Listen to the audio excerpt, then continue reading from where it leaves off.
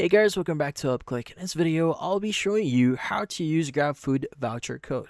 But first, check a special offer in the description. So let's get started.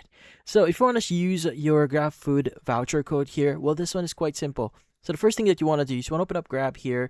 You want to go open up Grabfood, and you want to go ahead and just open up any of the popular places or where you want to order from. So in this case, let's go and access one of the stores here. And inside the stores, you want to go and start adding whatever items that you want to order. Now, inside the shop, just make sure to add all the items. But once you're done, you can go and click on the basket option I see at the very bottom of your screen. But once you are inside your order summary or in the checkout page, what you need to do is you want to go and scroll down a bit here and you want to look for the option that says offers. Now, you want to click on the offer section. Let's go and click on it.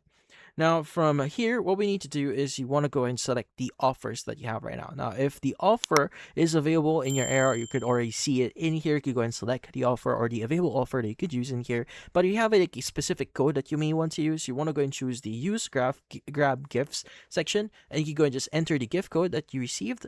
And once you've done that, it should, or the button that says use gift code should appear in your screen, and it will be automatically applied on your current order. Now, just make sure that you are within the limits of your gift code here. So sometimes vouchers would have their limits. Like for example, you need to use a specific payment method, or you need to have a specific amount added on your account in order for you to start, or a specific amount of purchase in your checkout or in your basket in order for you to use that voucher. So just keep that in mind.